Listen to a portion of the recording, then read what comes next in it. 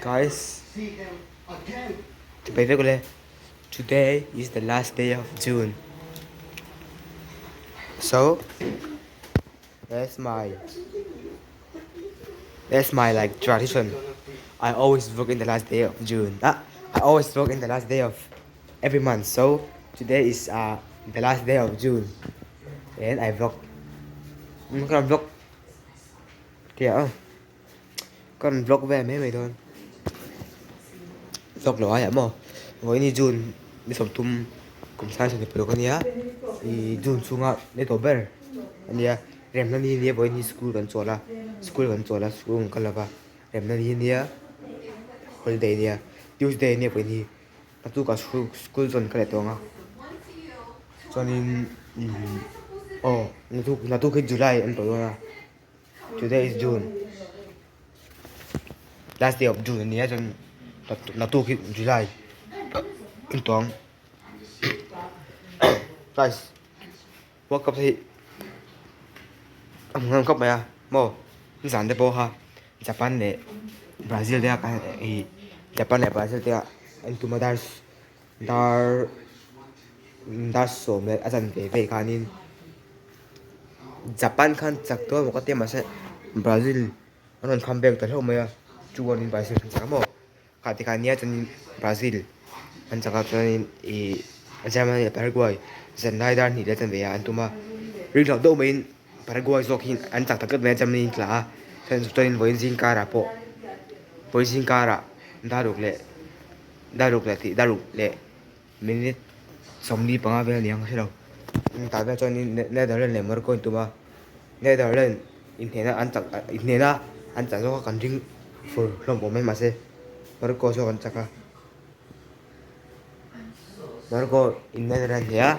Netherlands là Germany chủ tịch anh cả phải để đi cho tụi nó các bạn. Cái gì ya. Cho nên dần lại nên France là Sweden tên tụi nó cho nên tụi nó hiện đang sống lại bên đấy. Đã sống lại anh về. Anh chết ya Norway lệ. Norway lệ. Ivory Coast. Mo chụp bao thế. Đi chụp bao thế country.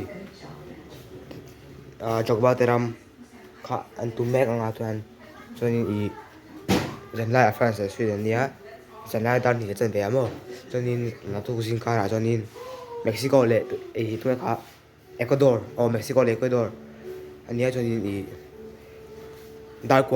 riêng đa qua là dân về England lệ Congo anh tụi tuần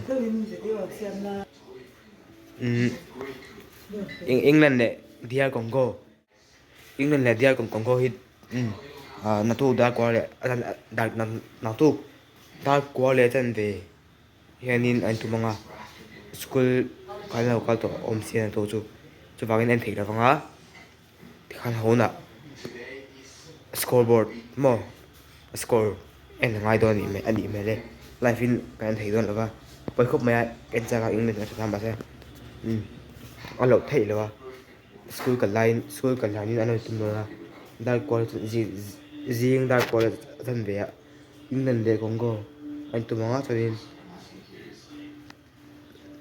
khăn gì thì các World Cup về ạ muốn em mà cần xoáy về mình gì World Cup chungchang một match đây khăn gì cho với last day of June này hey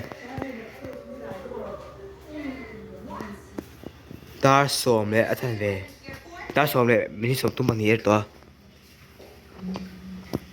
chun hei June kha October kan thlang ta mi som tum June ania vai ni rem na ni ka sai khan mo hei rem na ni ania school chol nia chonin na tu July hi na tu ki July to na ka thar mo ka sai da komin chu ka sai na an don tina ju khá sớm khá nhiều sẽ tôi chúng vào cái tan cho nên vlog là ở tiên cái lần vlog về mấy mình gì mò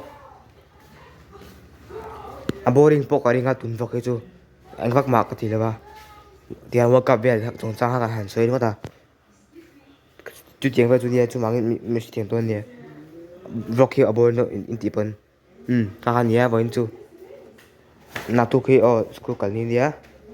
Voin dem na ni dia chola school. Sokar chol ni ton